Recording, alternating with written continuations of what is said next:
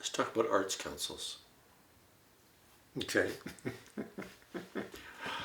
In that it's interesting that you are in such a radical beginning of Theatre Pastoral in that time and that energy.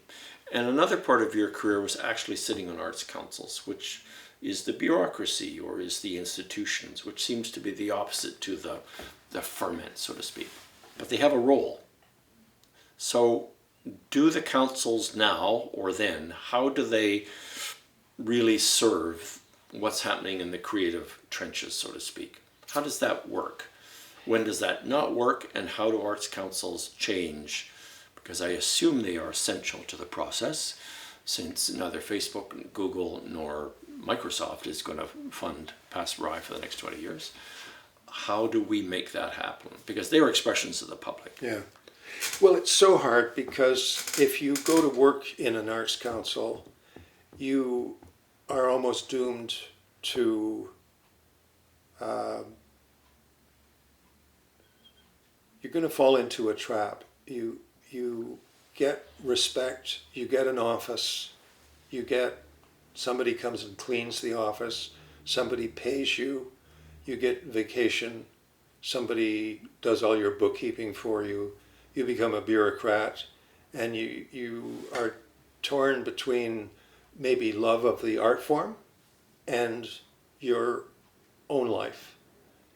And the people I've worked with in arts councils and in government are really concerned about how much power they have, how much respect they have, and how much money they make. And just because you're an arts bureaucrat doesn't really make you any different. So what I've always witnessed is that when we started Pastoral, there were no managers. There were no managers at all because nobody could make you. I mean, a manager likes to get paid and likes to have money to act with. So you get a bunch of artists running around, and all of a sudden you get a little bit of money. A little bit of money comes down the pipe, and then a manager will show up. And if the manager's any good, the manager will become the Director General of the Canada Council or the OAC or whatever, if they're really good at it. Managers in the theater get drawn away by better paying jobs in film.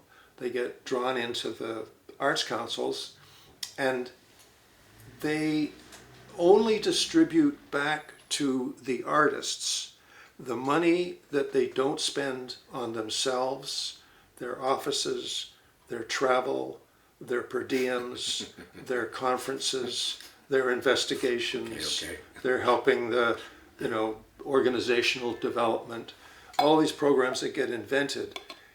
All that money gets spent, and what is left over maybe gets spent on creation. So, and creation is that we know pretty much how much money the Canada Council is going to give to Stratford. We know where Stratford's money is going to come from. We know where established theaters are on a kind of a gentleman's agreement that your funding isn't going to get cut or increased a great deal unless you make an awfully good case for it.